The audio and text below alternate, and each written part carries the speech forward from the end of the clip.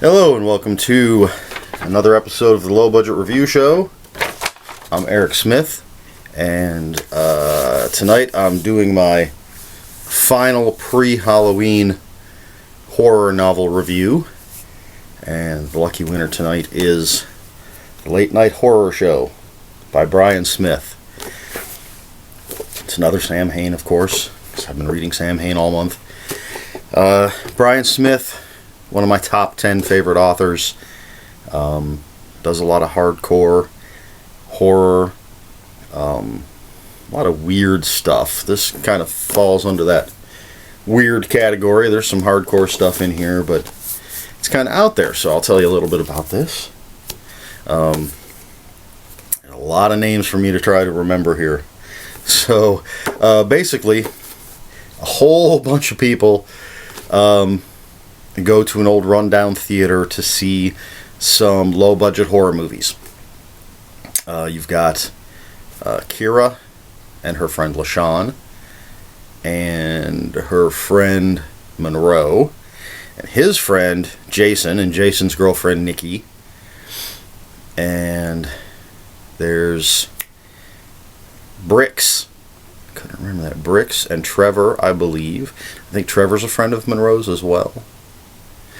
So they all get together, and LaShawn's ex-boyfriend Greg shows up eventually, and another guy named John that we hear about. Anyway, all these people show up at this theater, and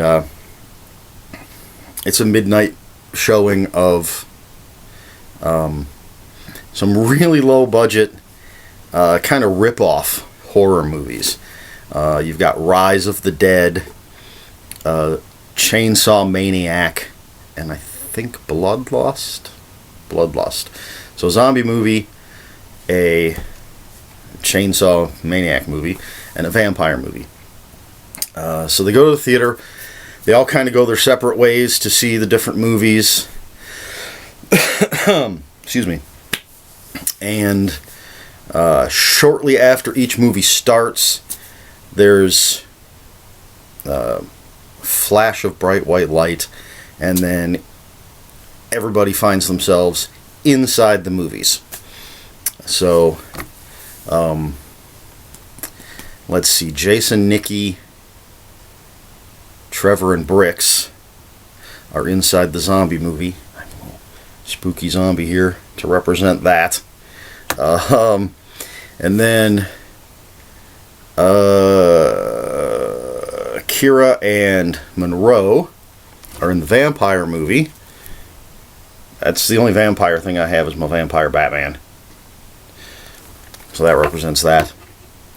And then LaShawn and the guy John, that's not connected to any of them, end up in the Chainsaw movie. And Greg, for some reason, doesn't get transported into any of the movies, but he's still inside the theater where some crazy stuff is going on. So all the characters have to survive. I think they all pretty early on realized that they somehow got sucked into these movies. Hard to explain anything else. I mean, they were watching it, and all of a sudden they're there. So that's the gist of it. They all get sucked into these different movies, and they need to survive and figure out what's going on and how to get out of the movies. So that's the Late Night Horror Show. Oh, and I don't have any type of chainsaw killer figure or anything, which is why I didn't hold anything up when I talked about LaShawn being in the Chainsaw movie. I have some slashers, but nobody chainsaw. Anyway, so Late Night Horror Show. Now I'm a big fan of cheesy low-budget horror movies. They're a lot of fun, I think. I mean, there are some that are just crap, that are so bad that they're just bad. You know, there's that whole it's so bad it's good kind of thing. There are some movies that are just bad. And a lot of classic horror films are low budget. Evil Dead, Texas Chainsaw Massacre, Halloween, I don't think had a huge budget. So a lot of those really great classic horror films were low budget, but then along comes the people with even less of a budget, and in some cases much less know-how, who make their little derivative films, kind of a smaller horror scale of what the Sci-Fi Channel does with a lot of movies. If anybody watches or pays attention to what Sci-Fi does, you'll have, right before Thor came out, Sci-Fi, like the week before, or maybe the same weekend, Sci-Fi had some cheesy low-budget Thor movie. When Battleship came out, Sci-Fi had Battleship America or something. But it's not a new practice, people ripping off other movies. And so that's what our people are faced with, just low-budget, schlocky, rip-off horror. And we've got the people trying to survive the zombies. And there's a little bite on her leg that I just noticed. And people trying to survive the vampires. Vampire Batman. And people trying to survive the chainsaws.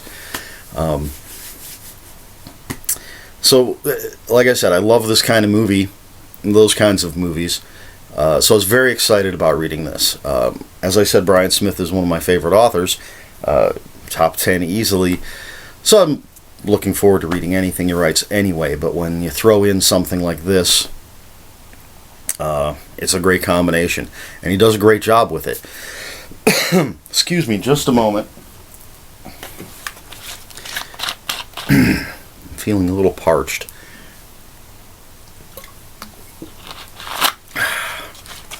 That's good. Mountain Dew. I'm still trying for that sponsorship. So yes, Bryan Smith and this whole idea are a great combination. The characters are all interesting.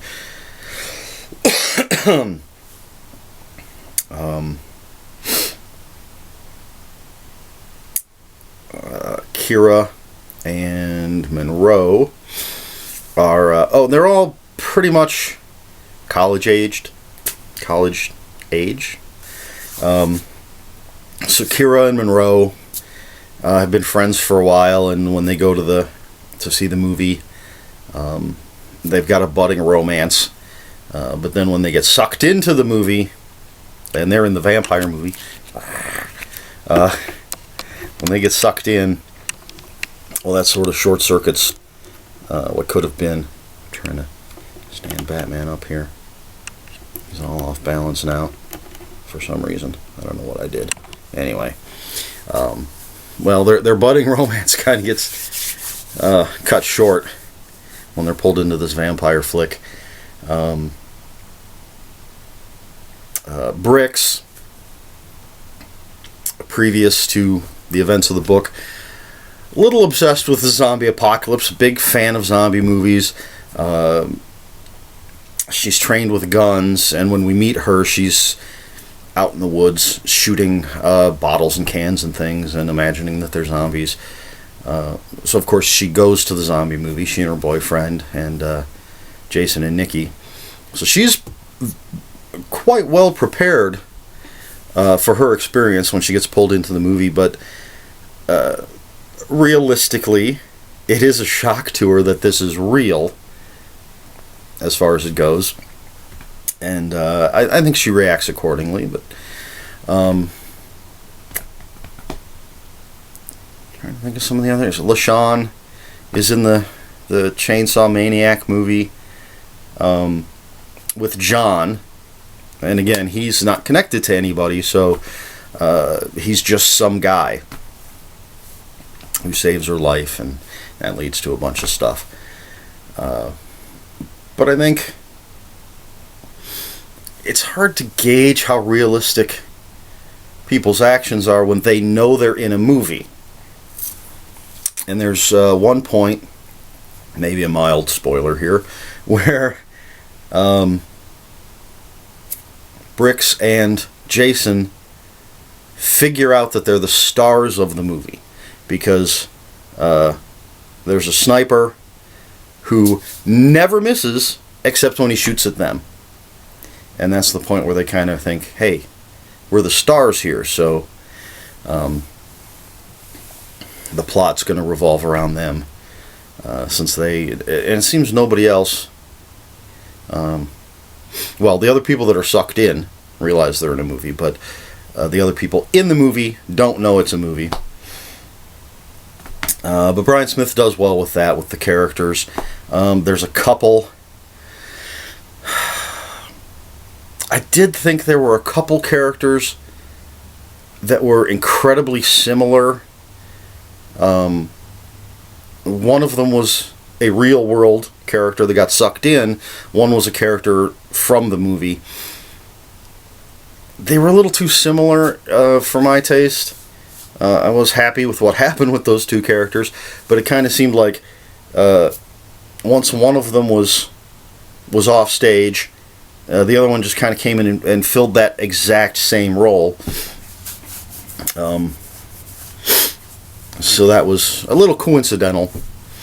But other than that, I think all the characters are pretty interesting. And as I said, Greg, LaShawn's ex-boyfriend, is in the theater when everybody else disappears. And the theater no longer looks like a theater. He's trying to figure out what's going on. He wants to get LaShawn back, and to do that, he wants to get her back as his girlfriend, but to do that, he literally has to get her back from the movie world that she's trapped in.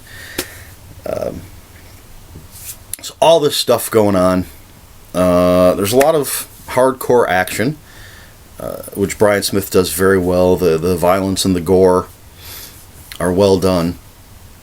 But the other thing, this strays into that sort of bizarre, really out there kind of territory, which some people think all horror is like that because it's it's fantastical, it's unreal, but you have a lot of horror that's very grounded, and even the stuff that's even vampire or werewolf or zombie stories can be grounded. They have that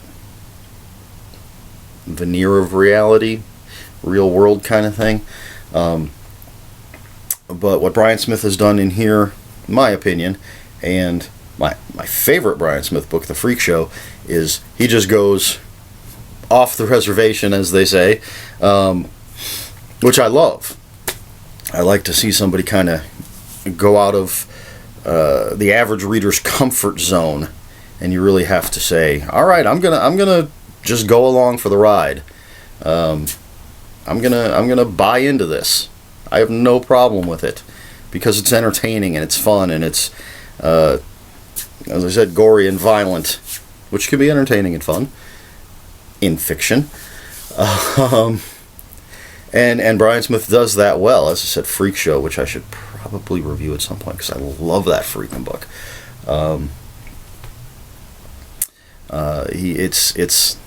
It's out there. Some of the stuff that goes on is really out there. But I'll show you the cover again. Nice and freaky. I think if you're a horror movie fan and you read this book, you're going to recognize the movies. Not specifically, but you're going to recognize the tropes of the zombie film and the tropes of the chainsaw killer film, tropes of the vampire film. Although that one actually wasn't quite what I expected. I sort of had this Hammer horror vampire Christopher Lee, Peter Cushing kind of thing in my head, which is not what it was. That's on me. More of a modern day vampire story with maybe a veneer of that older 70s kind of feel to it, but definitely a very modern take on the vampires, even though it's not Vampire Batman. Oh, look how scary he is. But even though I can't get him to stand up correctly anymore. So yeah, that's the fantastic late night horror show. by Bryan Smith, a fantastic author. Just kind of giving us all sorts of craziness. Very entertaining. And I think it's a good one for my final pre-Halloween review. So hopefully all you book readers out there maybe picked something up that I recommended. Even if it wasn't something I recommended, I hope you read something nice and scary for the Halloween season. I read horror all year round because it's good anytime. And you know, I mix in some other stuff. If you've looked at my other reviews, you see I've got science fiction and fantasy and mysteries, all sorts of other stuff.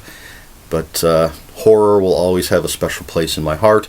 Halloween is my favorite holiday, and autumn is my favorite time of year. And I love reading a good horror novel when the wind is blowing and I can hear the leaves rustling outside and there's a little chill in the air.